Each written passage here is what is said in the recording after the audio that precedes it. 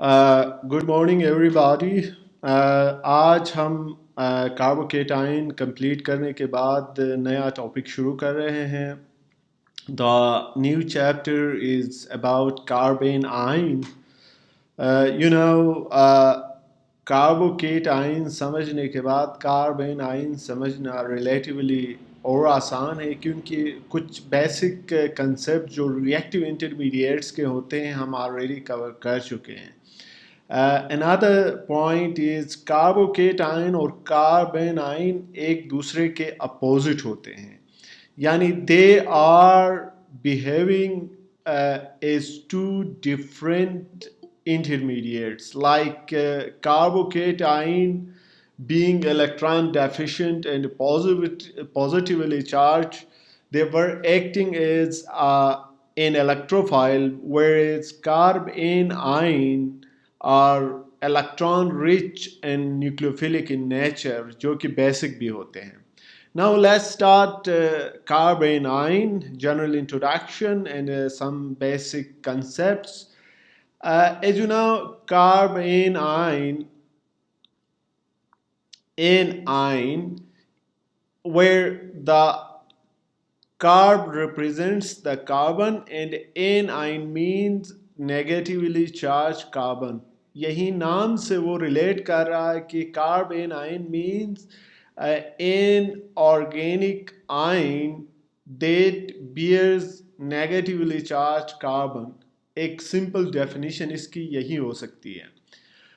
आप इसको further elaborate करना चाहे तो a carbanion is an ion in which carbon has unshared pair of electrons. जब अनशेयर्ड पेयर ऑफ इलेक्ट्रॉन हो तो वो कार्बन के ऊपर as a negative charge behave करते हैं, and appears a negative charge usually with three substituents.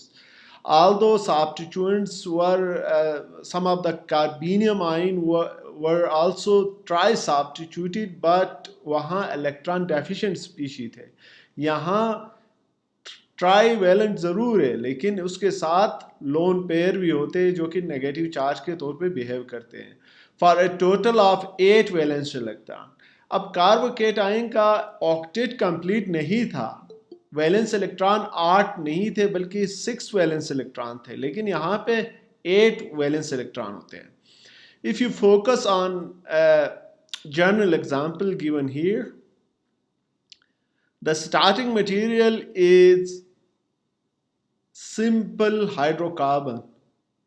अब इस हाइड्रोकार्बन में as you know the electronegativity of carbon is more than hydrogen, यानी कार्बन एक ऐसे एटम के साथ अटैच है जो उससे कम इलेक्ट्रोनेगेटिव है या इलेक्ट्रोपॉजिटिव है, जिसकी वजह से क्या होता है, दिस इलेक्ट्रोपॉजिटिव एटम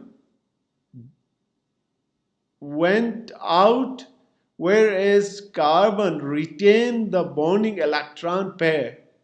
ये बॉन्डिंग इलेक्ट्रॉन पेयर कार्बन अपने पास ही रखता है, सिर्फ ये एटम डिटेच होता है, जिसकी वजह से कार्बन की जो सैचुरेटेड हाइड्रोकार्बन्स की जो हाइब्रिडाइजेशन होती है sp3, वही sp3 हाइब्रिडाइजेशन रिटेन होती है, चेंज नहीं होता है। जबकि कार्बोकेटाइन में हाइब्रिडाइजेशन sp3 से sp2 में कन्वर्ट होता था। अब यहाँ सिर्फ proton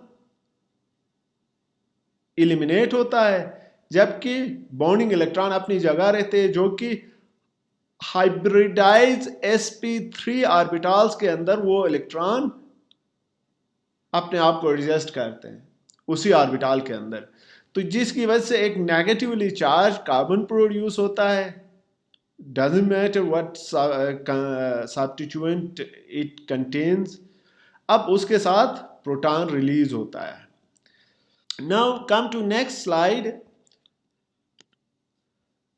as you can see, इसको फर्दर एलेबोरेट करते हैं in this example, generalise example. there is hydrocarbon attached, ये कार्बेनाइन के लिए नहीं है, कार्बोकेटाइन के लिए, क्योंकि हम कार्बोकेटाइन कंप्लीट करके कार्बन आइन शुरू कर रहे हैं, तो दोनों को रिलेट करना भी ज़रूरी है. As you can see, when a carbon is attached with Z, Z must be more electronegative as compared to carbon. जाहिर सी बात है एक डाइपोलर कंपाउंड होगा ये. In presence of some polar solvent, hydrolysis mean water, in the presence of water, the molecule will break down. क्योंकि solvent cage के अंदर अगर पोलर कंपाउंड डिसॉल्व हो जाता है तो दे कन्वर्ट इनटू आयंस. तो ये electronegative atom bonding electron pair को पुल करता है. The remaining left with positive charge, that is positively charge carbon. तो इसी पॉजिटिवली चार्ज कार्बन को हम कार्बोकेटाइन कहते हैं, जो कि sp2 हाइब्रिडाइज होता है और प्लेनर स्ट्रक्चर होता है. Planarity mean there is symmetry in a molecule, जहाँ पे both enantiomers are possible if the end product end up with a chirality. तो Z एक कार्बन anion stabilizing species होती है. Come to the next example, opposite to the first. Exactly आप first का opposite ले लें. आप जानते हैं पॉजिटिव और नेगेटिव चार्जेस अपोजिट चार्जेस के लाते हैं और दोनों के रिवर्स बिहेवियर होते हैं. Now when carbon is attached with Z, Z can be any atom or group which is more electropositive or less electronegative. यानी Z इस एग्जाम्पल के अंदर या तो ज्यादा इलेक्ट्रोपॉजिटिव है कार्बन से या लेस इलेक्ट्रोनेगेटिव है कार्बन से. तो जाहिर सी बात है there exist covalent bond between carbon and Z substituent. तो कार्बन इलेक्ट्रॉन पेयर को, कोवेलेंट इलेक्ट्रॉन पेयर को अपनी तरफ पूरक करेगा, तो ये पार्शियल नेगेटिव है, ये पार्शियल पॉजिटिव है. Under hydrolysis condition Z will exit the molecule with positive charge, leaving the carbon as a negative molecule. एक नेगेटिव आयन के तौर पे कार्बन को रिलीज करेगा, जबकि Z वहां से डिपार्चर करेगा. तो in this way the carbon is bearing 8 valence electron, carbon is negatively charge. तो इसी ऐसे स्पीशीज को ऑर्गेनिक केमिस्ट्री में हम कार्बन आयंस कहते हैं. ठीक हो गया. अब इनके स्ट्रक्चर, इनके स्टेबिलिटी, इनके रिएक्शंस, इनके जनरेशन, वो सारी चीज़ें हम बाद में पढ़ेंगे. अब एक हम प्रीफेस बना रहे हैं कि कार्बोकेटाइन में होता क्या है एक्चुअली. नाउ हाइड्रोकार्बन्स, उससे भी जनरलाइज एग्जांपल. हाइड्रोकार्बन ही को ले ले जिसमें हाइड्रोजन और कार्बन के अलावा होता कुछ नहीं है. आप उसको एज ए बेस के साथ ट्रीट करें हाइड्रोकार्बन को, किसी भी हाइड्रोकार्बन को. यहाँ जनरलाइज एग्जाम्पल है, उसके एग्जैक्ट एग्जाम्पल बाद में आएंगे. तो it is possible that the base can find acidic proton in the hydrocarbon और एनी ऑर्गेनिक मॉलिक्यूल.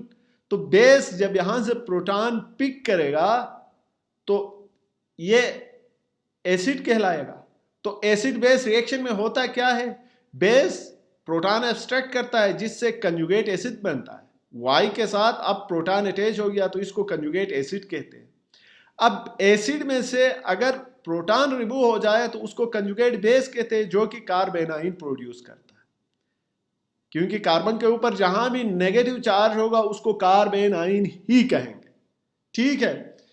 तो ये कार्बेनाइन का एक बेसिक थीम है. ठीक है.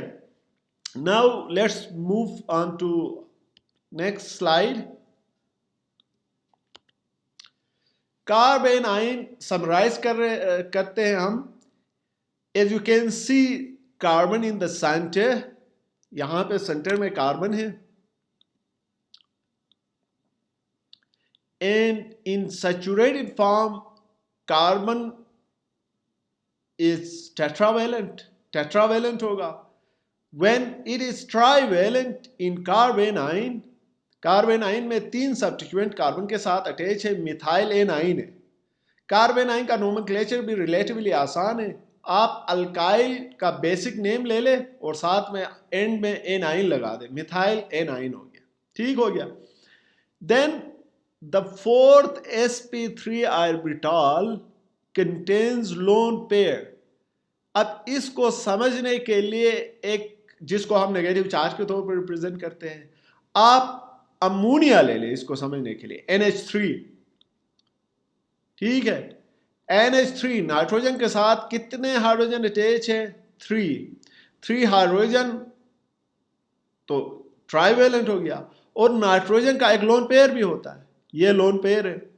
तो लोन पेयर जाहिर सी बात है किसी ऑर्बिटल के अंदर होता है, या अनहाइब्रिडाइज ऑर्बिटल में होगा या हाइब्रिडाइज में होता है। तो लेकिन यह हाइब्रिडाइज ऑर्बिटल में होता है। तो ओवरऑल 4 हाइब्रिडाइज ऑर्बिटल हो तो उसको sp3 हाइब्रिडाइजेशन कहा जाता है। तो ये sp3 हाइब्रिडाइजेशन, तो ये एग्जैक्टली कार्बन आइन सिमिलर होता है in structure as that of ammonia, ammonia की तरह होता है।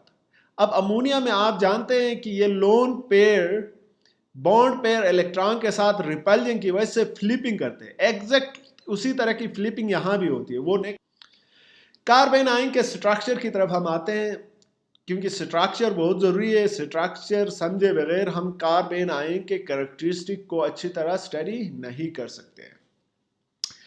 कार्बन आइन ट्राइवेलेंट होते हैं विद sp3 हाइब्रिडाइजेशन। ये डिफरेंस आप जरूर नोट कीजिए कि carbocations are trivalent with sp2 hybridisation, but carbanions are trivalent with sp3 hybridisation. ये हाइब्रिडाइजेशन में डिफरेंस है। The lone pair of electron occupy one of the sp3 hybridized orbital। आप देखें कार्बोकेटाइन के अंदर जो पॉजिटिव चार्ज है वो अनहाइब्रिडाइज्ड p ऑर्बिटल में होता था, ठीक है। p के 3 ऑर्बिटल इंगेज होते हैं कार्बन के, px, py, pz। px और y हाइब्रिडाइजेशन में पार्टिसिपेट करता है, लेकिन z as unhybridised orbital carbocation को कैरी करता है। लेकिन यहां पे क्या है, p के 3 ऑर्बिटल, एटॉमिक ऑर्बिटल और एक s ऑर्बिटल हाइब्रिडाइज होते हैं, यानी डीजेनरेट होते हैं। पहले डिफरेंट एनर्जी के होते हैं, आपस में बाद में मर्ज अप होने के बाद सेम एनर्जी के 4 ऑर्बिटल बनाते हैं, जिनको sp3 हाइब्रिडाइज कहते हैं, ठीक है। sp3 हाइब्रिडाइज में से 3 कोवेलेंट बॉन्ड के साथ इंगेज होते हैं और एक लोन पेयर को कैरी करता है, ठीक है, यानी नेगेटिव चार्ज को। द ज्योमेट्री इज दस टेट्राहेड्रल। अब कार्बोकेटाइन में ज्योमेट्री क्या थी, उसका शेप क्या था, प्लेनर था, ठीक है, ट्राइगोनल था। यहां मैं इसको थोड़ा सा एक्सप्लेन करता हूं ड्रा करके। कार्बोकेटाइन की ज्योमेट्री ये है, ट्राइगोनल, ठीक है, और प्लेनर है। लेकिन द ज्योमेट्री ऑफ कार्बन आइन इज टेट्राहेड्रल। टेट्राहेड्रल है जिस तरह कार्बो सैचुरेटेड कार्बन का होता है, हाइड्रोकार्बन का, ठीक है। तो ये टेट्राहेड्रल ज्योमेट्री है इसकी, ठीक है। अब यानी इसके टेट्राहेड्रल ज्योमेट्री, अगर आप इसको ज्योमेट्री के हिसाब से एक्सप्लेन करना चाहें तो इसको फर्दर इनकी बाउंडिंग को यूं प्रेजेंट कर सकते हैं। ये टेट्राहेड्रल ज्योमेट्री। तो द टेट्राहेड्रॉन कैन, हेड्रॉन यानी उसके 4 कॉर्नर्स होते हैं। The tetrahedron can undergo inversion और retention in of its stereochemistry depending on the attached substituents। अब यहाँ थोड़े से अटेंशन की ज़रूरत है। ये हमारे पास एक कार्बन आइन है, जनरल कार्बन आइन, which contains 3 substituent। कोई भी हो सकते हैं, हाइड्रोजन भी हो सकते हैं तीनों, फ्लोरीन भी हो सकते हैं, मिथाइल भी हो सकते हैं। जस्ट फिलहाल आप उनको जनरलाइज रखें, कोई भी 3 सब्स्टिट्यूएंट है। Whereas the fourth sp3 hybridized orbital contain pair of electrons। ये पेयर ऑफ इलेक्ट्रॉन्स यहां मौजूद है। अब जाहिर सी बात है ये इलेक्ट्रॉन्स बॉन्डिंग इलेक्ट्रॉन के साथ रिपल्जन करते हैं, यानी नियर बाई, जाहिर सी बात है तीनों सब्स्टिट्यूएंट के साथ इनका डिस्टेंस सेम होता है। इनको फोर्स करता है कि वो एक तरफ पुल हो जाए, फुल पुल करे। लेकिन एक वक्त ऐसा आता है कि ये इनके ऊपर इतना फोर्स अप्लाई करता है कि अपसाइड डाउन होता है, यानी इन्वर्जन होती है इनमें। अब देखो ये अपसाइड डाउन, डाउन से ये सारे अप, तो ये इन्वर्जन इसमें हो गया। स्टीरियोकेमिस्ट्री पहले जो थी उसका रिवर्स बनेगा, फिर यहां से, यानी ये प्रोसेस एक कंटिन्यूअस और डायनेमिक प्रोसेस है। इन्वर्जन होता रहेगा, इंटर कन्वर्जन होता रहेगा रिवर्सिबली, यानी विद इन द मॉलिक्यूल ये ट्रांसफॉर्मेशन एक डायनामिक प्रोसेस के तौर पे कंटिन्यू होगा। ठीक है, अब इस चीज को ये रिटेन भी हो सकता है, यानी इन्वर्जन रुक भी सकती है depending on the nature of attached substituent, कि वो अटैच सब्स्टिट्यूएंट लोन पेयर को या नेगेटिव चार्ज को कितना स्टेबलाइज कर रहा है। अगर वो इसको इंगेज कर रहा है, इसको समझा रहा है कि भाई जरा कूल डाउन रहे, यानी इलेक्ट्रोनेगेटिव सब्स्टिट्यूएंट मौजूद हो तो वो उसको स्टेबलाइज करता है, उसको अपनी जगह रहने देता है। लेकिन अगर इलेक्ट्रोनेगेटिव सब्स्टिट्यूएंट ना हो, यानी एक कमजोर सी चीज हो यहाँ पे, या इलेक्ट्रोपॉजिटिव हो, तो वो उसको काबू नहीं कर सकता है, तो वो अपना शो जाहिर कर लेता है, फिर कार्बन के अंदर एक इंकलाब आ जाता है। ठीक है, तो अब क्या होता है, मिथाइल कार्बेनाइन, मिथाइल कार्बेनाइन का मतलब है कि all three R groups are hydrogen. ठीक है, has a barrier to inversion of about 2 kilocalories per mole। अगर यहाँ पे R की जगह हाइड्रोजन हो तो इंटर कन्वर्जन के लिए जो बैरियर है, एक शेप से, एक कन्फिग्रेशन से दूसरे कन्फिग्रेशन तक, और फिर इस कन्फिग्रेशन से इस कन्फिग्रेशन तक जो इन्वर्जन है उसका रेट 2 कैलोरीज पर मोल, यानी हीट या किसी और मेथड के जरिए से इसको जो ही इतनी एनर्जी मिल जाएगी ये फ्लिप हो जाएगा, थोड़ी सी एनर्जी मिल जाएगी फ्लिप हो जाएगा। 2 कैलोरीज पर मोल का मतलब क्या है, ज्यादा एनर्जी बैरियर नहीं है दोनों के दरमियान, दोनों के दरमियान फौरन स्विचिंग होती है। लेकिन if the trifluoromethyl carbanion has a barrier of 120 kilocalories per mole, अगर यहाँ आर ग्रुप्स को फ्लोरीन में रिप्लेस करें तो ट्राइफ्लोरोमीथेन होगा ना, यानी एक कार्बन है 3 फ्लोरीन है तो ट्राइफ्लोरोमीथेन होगा मिथाइल की जगह।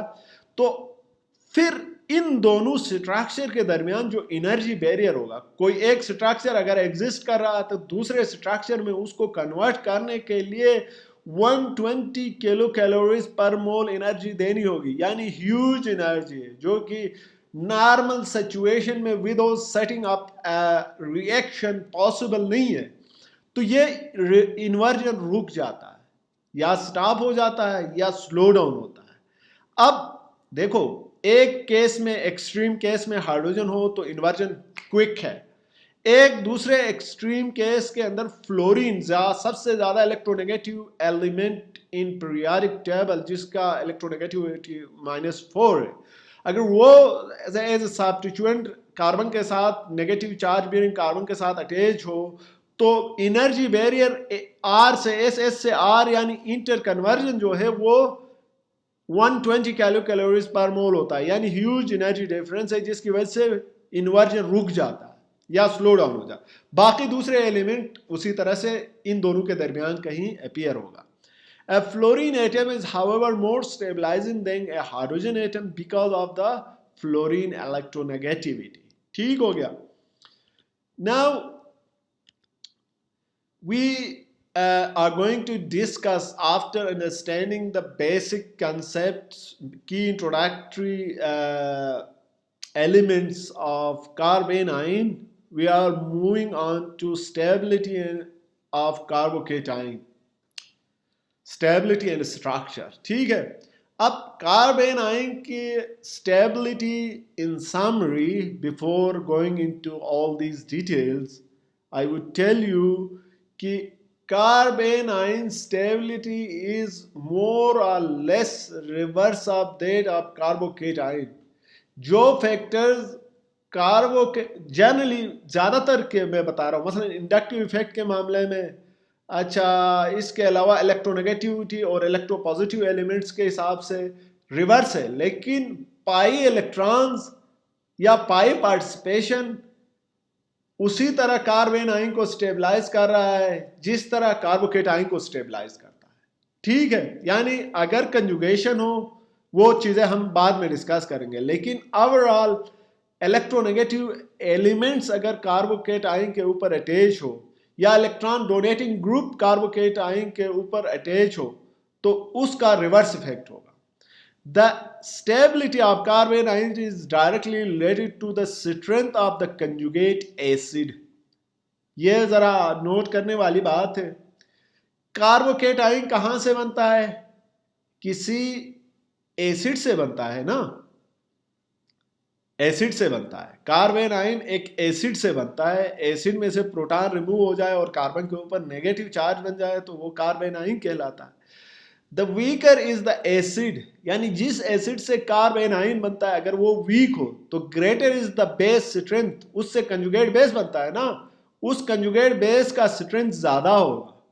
अगर बेस का स्ट्रेंथ ज्यादा होगा तो क्या होगा, उसकी रिएक्टिविटी ज्यादा होगी एंड दस lower it's stability, the stability of carbocation carbon ion.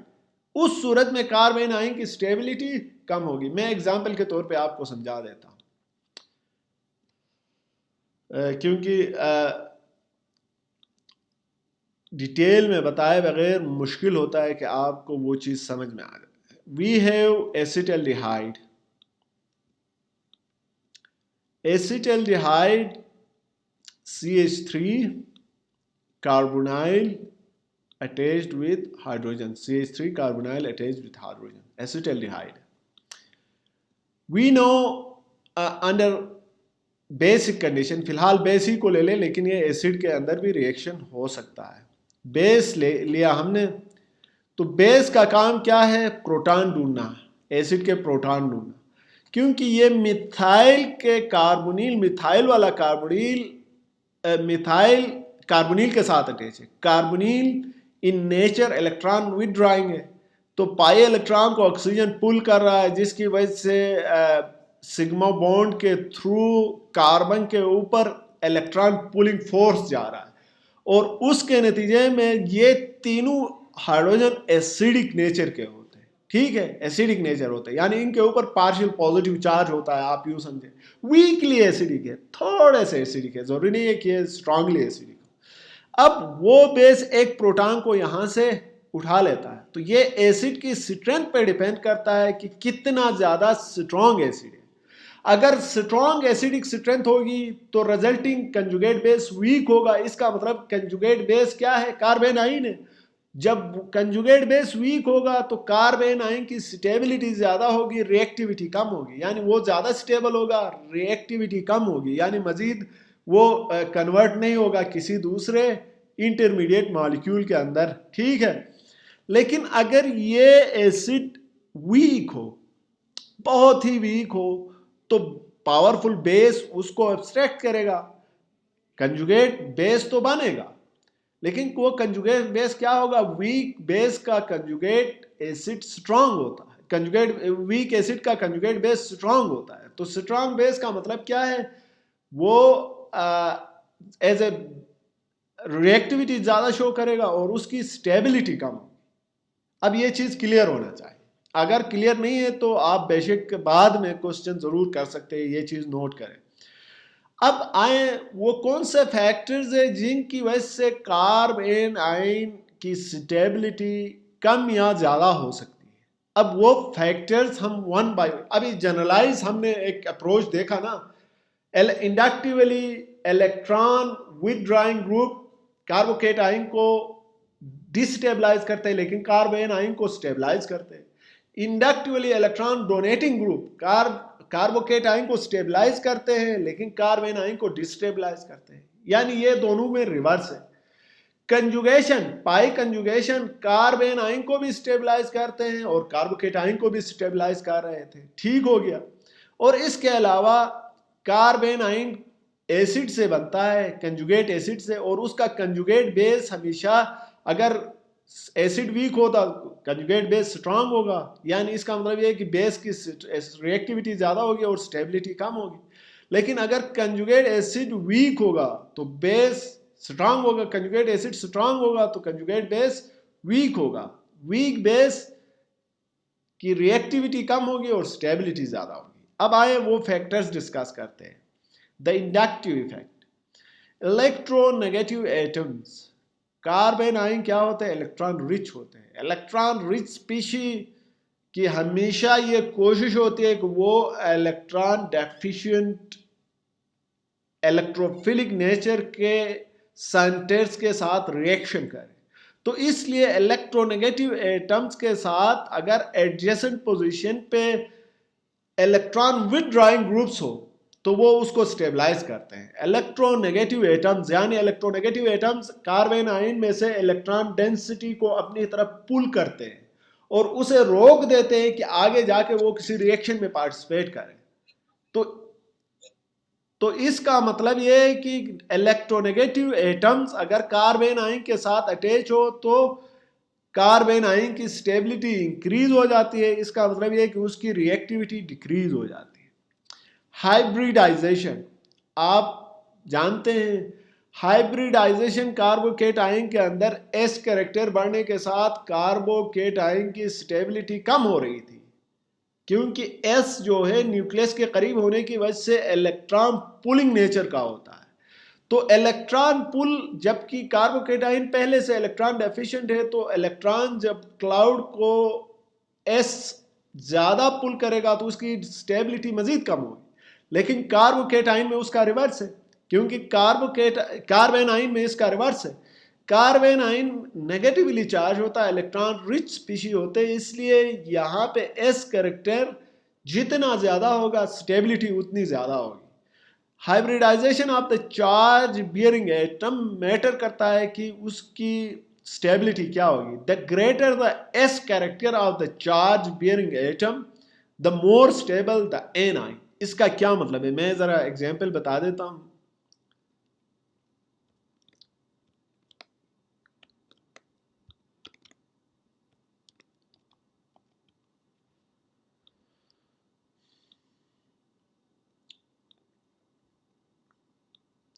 CH2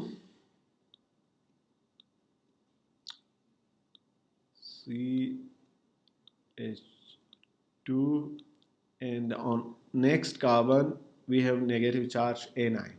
ठीक हो गया। इसी तरह मिथाइन, इथाइन में लिखता हूँ acetylene, negative charge and CH।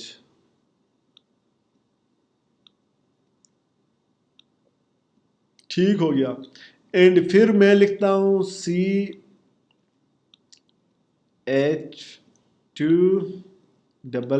Single bond CH3। अब आप केयर करें तीनों के अंदर, तीनों मोर और लेस 2 कार्बन के हाइड्रोकार्बन से। In first case we have carbon carbon single bond. In second example towards left, carbon-carbon double bond. In third example, carbon-carbon triple bond. Simply alkane, alkene, alkyne. The carbon-bearing negative charge is sp3 hybridized. यहाँ sp3 hybridized है, यहाँ carbon sp2 hybridized है और यहाँ carbon sp hybridized। यानी एक orbital के साथ दूसरे कार्बन के साथ कनेक्टिविटी है sigma bond, 2 empty p orbitals है जहाँ पे पाई बॉन्ड बना है, और एक sp ऑर्बिटल में नेगेटिव चार्ज है। बाकी पे वही फार्मूला अप्लाई करें। ठीक हो गया।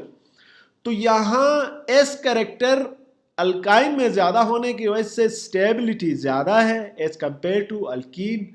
अल्कीन वाले कार्बन आयन में स्टेबिलिटी रिलेटिवली कम है लेकिन ज़्यादा है अल्केन के मुकाबले।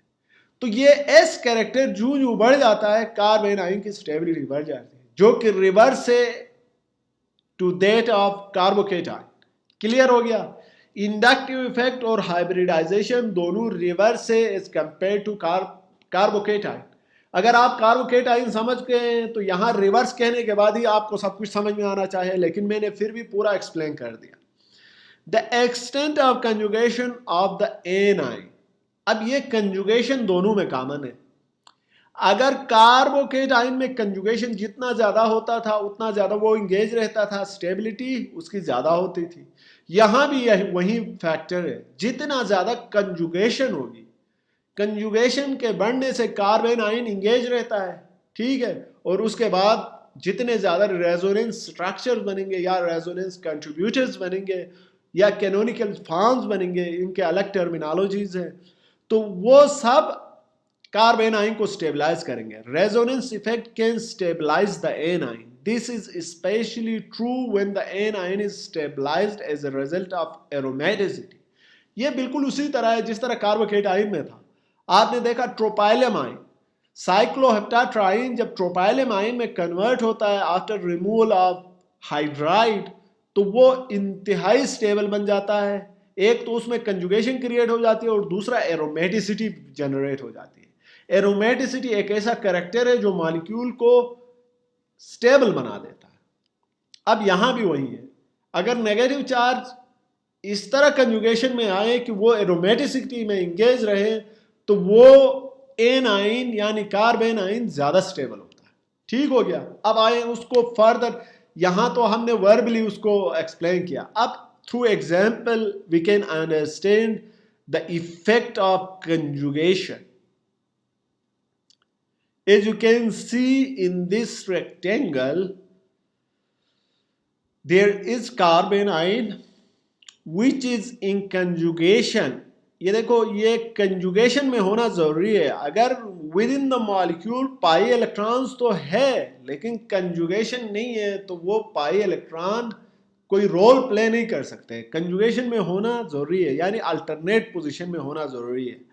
अब this carbon ion is in conjugation with pi electrons, olefin के पाई इलेक्ट्रॉन्स के साथ कंजुगेशन में, तो होगा क्या, these negative charge will move to produce carbon-carbon double bond, whereas the pi electrons Y substituent will pull toward itself to produce another anion. Y carbon भी हो सकता है, ऑक्सीजन भी हो सकता है, नाइट्रोजन भी हो सकता है। ठीक हो गया। अब यहां पे कार्बन कार्बन डबल बॉन्ड बन गया और Y के ऊपर नेगेटिव चार्ज आ गया। जाहिर सी बात है, जब तक Y थोड़ा सा ज्यादा इलेक्ट्रोनेगेटिव नहीं होगा, ये कन्वर्जन ज्यादा पॉसिबल नहीं होगा। इसलिए बेहतर है कि Y थोड़ा सा ज्यादा इलेक्ट्रोनेगेटिव हो।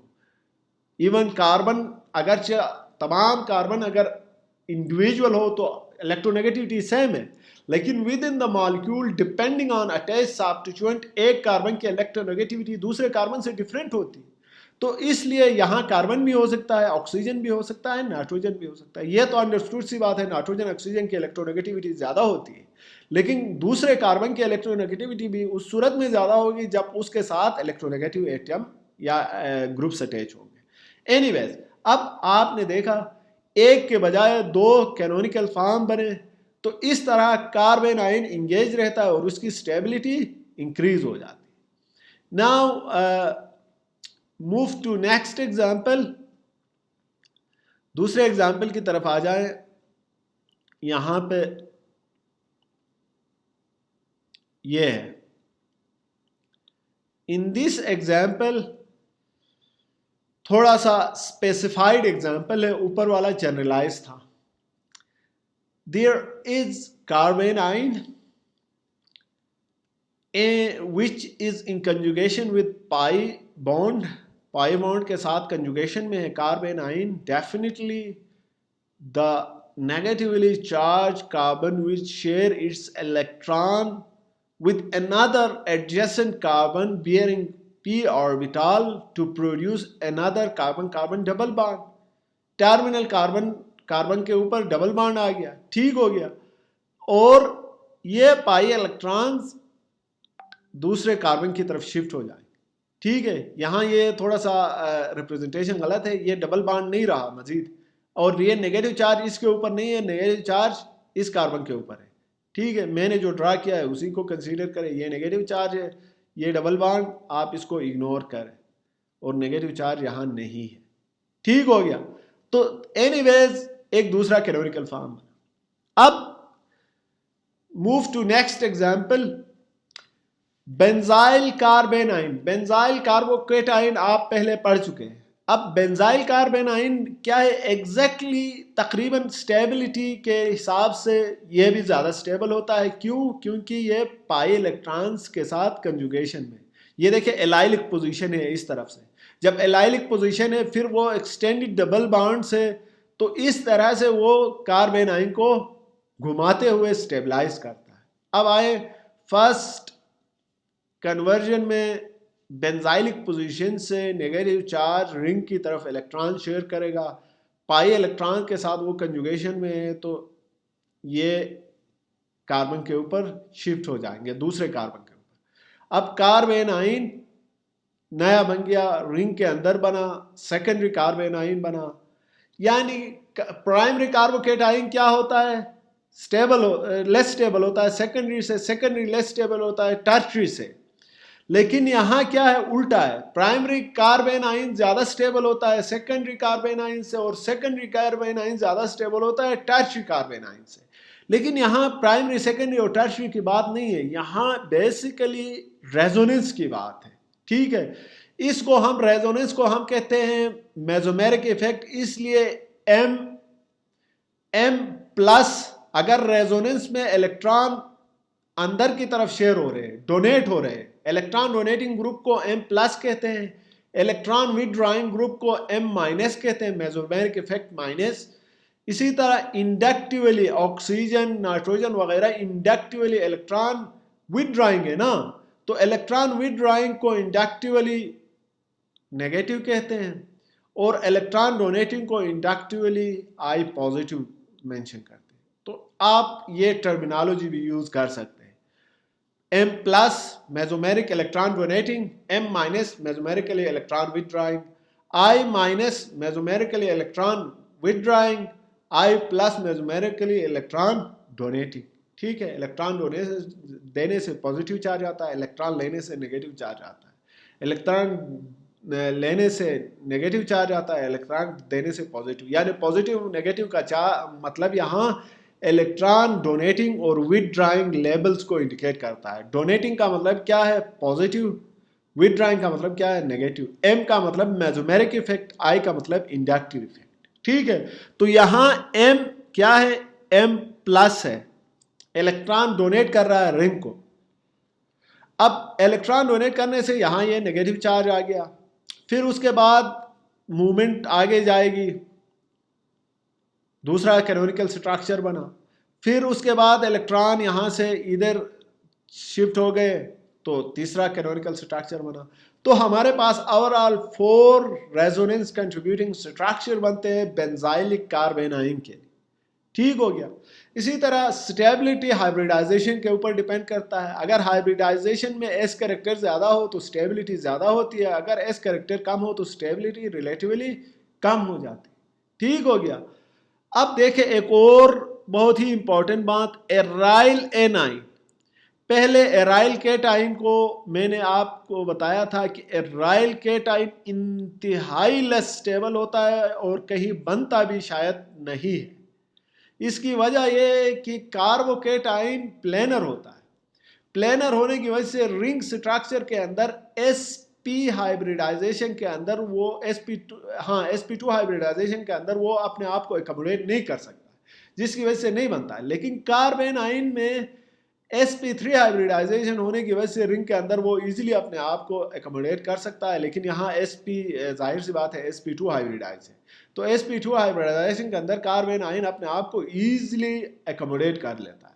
तो कार्बेनाइन की स्टेबिलिटी sp2 हाइब्रिडाइज ओलेफिन की तरह ही एरोमेटिक रिंग के ऊपर भी बेहतर हो सकती है। और आखिर में जाके अल्काइल कार्बेनाइन की स्टेबिलिटी आती है। अल्काइल में भी प्राइमरी का ज़्यादा स्टेबल है सेकेंडरी से, सेकेंडरी कार्बेनाइन ज़्यादा स्टेबल है टर्शरी से, यानी उल्टा है कार्बोकेटाइन के स्टेबिलिटी से। Now come to some other example of carbanion stability. Carbanion stability अगर यील्ड प्रोड्यूस हो, ये शायद चीज़ें टर्म आप पहले स्टडी कर चुके होंगे, लेकिन इसके ऊपर ज़्यादा केयर नहीं हो गया क्या होगा। यील्ड किसे कहते हैं? यील्ड बेसिकली ऑर्गेनिक केमिस्ट्री के अंदर यील्ड, ये YLIDES यील्ड्स ऑर्गेनिक केमिस्ट्री के अंदर उन मॉलिक्यूल्स को कहा जाता है जिसमें कार्बन हेट्रो एटम के साथ अटैच होता है। Hetero atom can be nitrogen, phosphorus, sulphur, oxygen.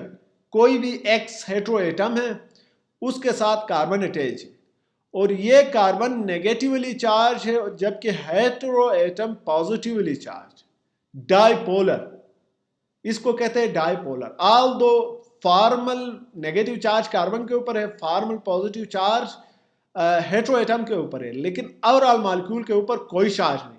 समझ गए ना?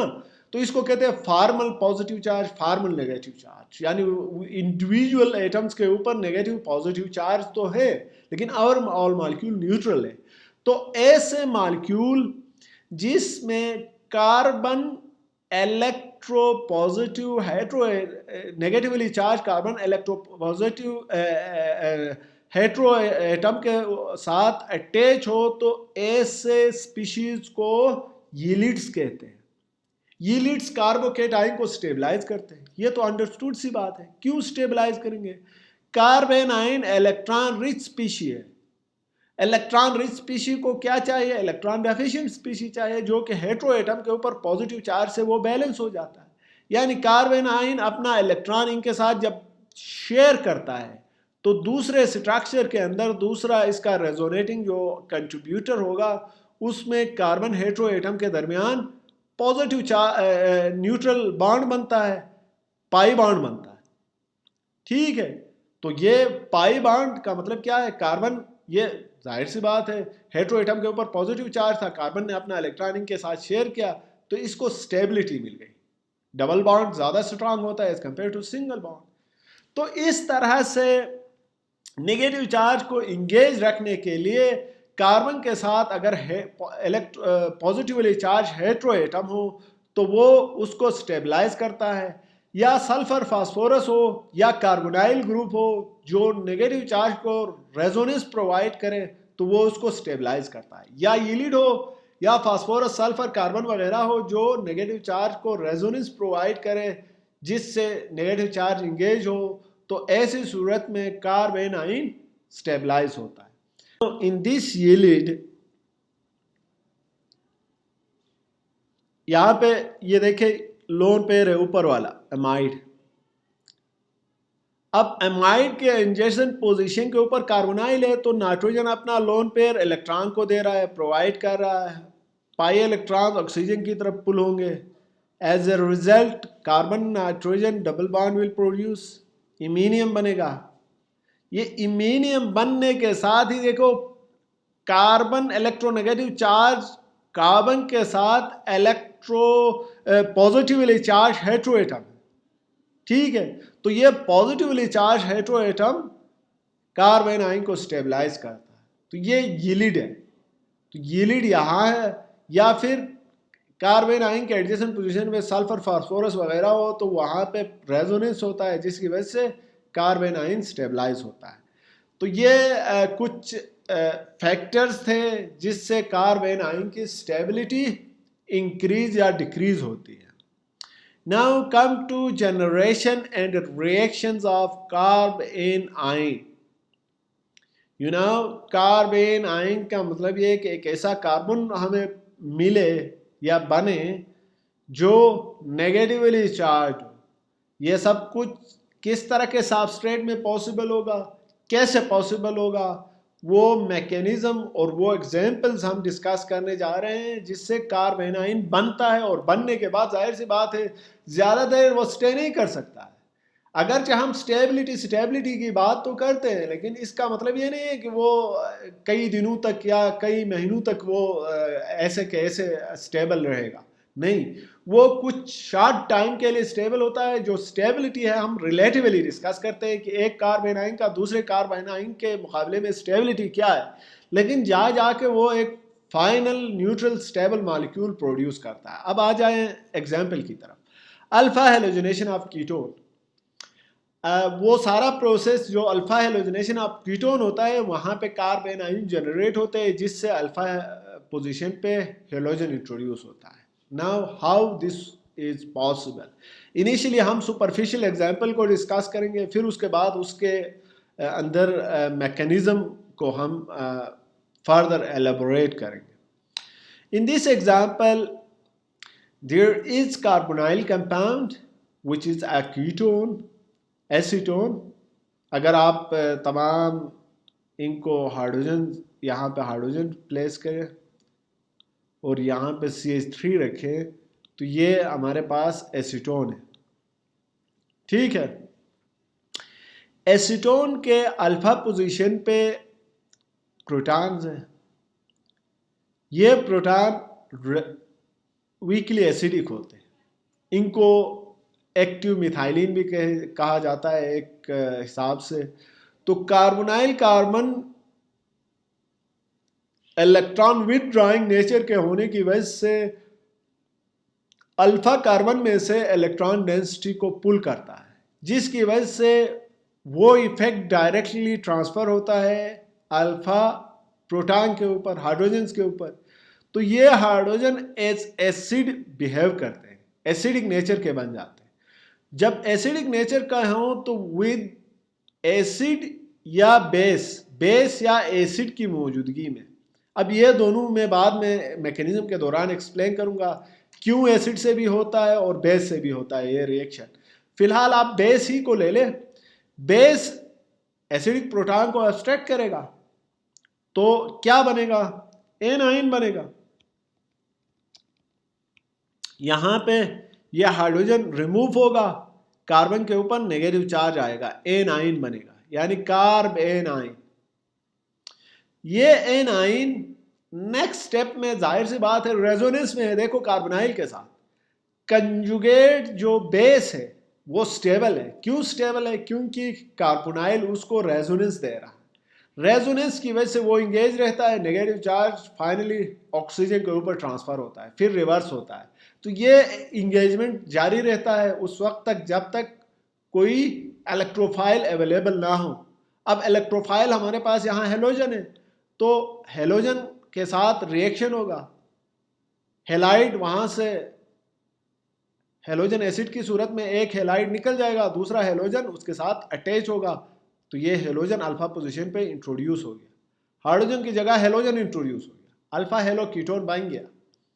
ये रिएक्शन सुपरफिशियली मैंने बता दिया, लेकिन अंडरलाइंग जो डिटेल मैकेनिज्म है वो एसिड से भी कैटेलाइज हो सकता है, एसिड से भी कैटेलाइज हो सकता है और बेस से भी कैटेलाइज होता है। तो वो चीज़ें बाद में हम डिटेल में नेक्स्ट फ्यू स्लाइड में ज़रूर डिस्कस करेंगे। नाउ ये थोड़ा सा जनरलाइज एग्जाम्पल था, हेलोजन क्लोरीन हो सकते हैं, ब्रोमीन हो सकता है, आयोडीन हो सकता है। नाउ थोड़ा सा स्पेसिफिक एग्जाम्पल आप उसी चीज़ को ले लें, एसीटोन है। एसीटोन के अल्फा पोजीशन पे मौजूद प्रोटॉन लाइटली एसिडिक है।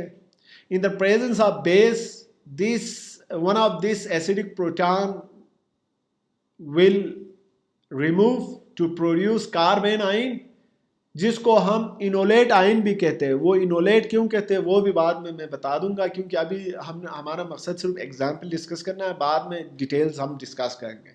तो इनोलेट बनने के बाद नेगेटिव चार्ज ऑक्सीजन के ऊपर है, वो स्टेबलाइज है due to conjugation with adjacent carbonyl.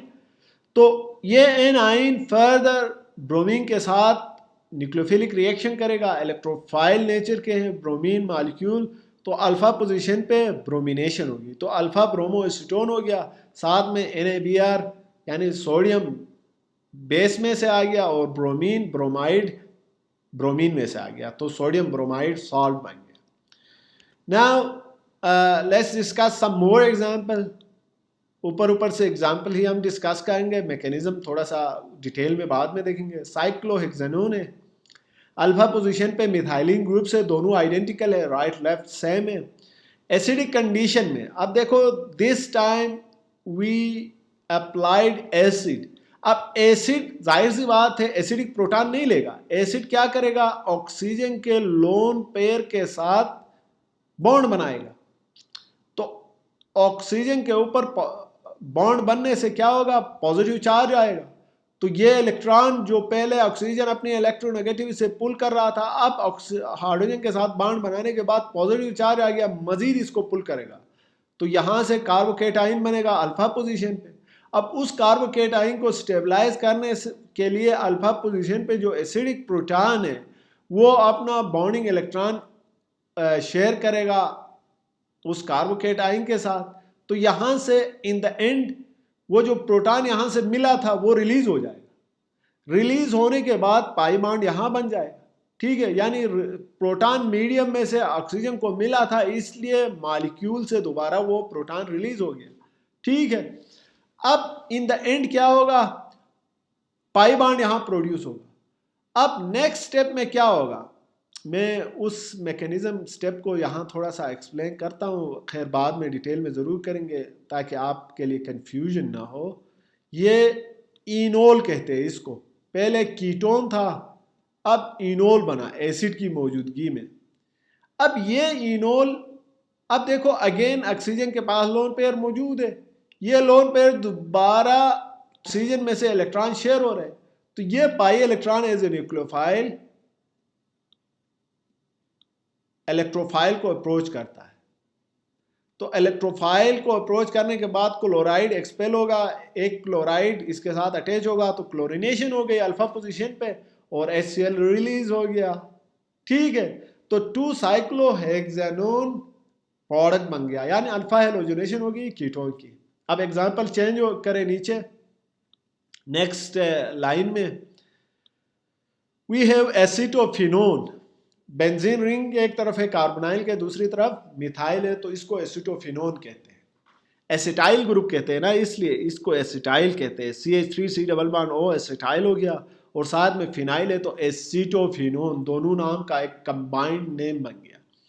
Acetophenone में अल्फा हाइड्रोजन सिर्फ एक तरफ है जो कि एसिडिक होते हैं।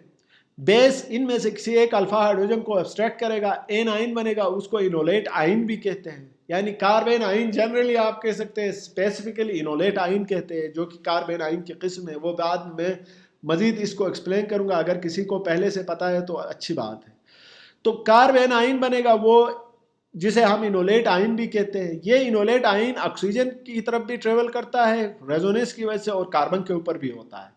तो ओवरऑल कार्बन ऑक्सीजन दोनों के दरमियान वो स्विचिंग करता रहता है।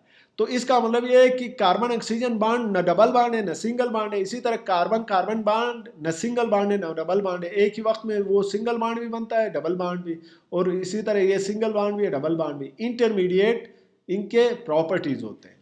अब एनाइन ब्रोमीन को इलेक्ट्रोफाइल को अप्रोच करेगा, ये एज ए न्यूक्लियोफाइल बिहेव करेगा, तो अल्फा ब्रोमिनेशन होगी, साथ में सॉल्ट बनेगा, तो अल्फा ब्रोमो एसिडोफिनोन प्रोड्यूस हो गया।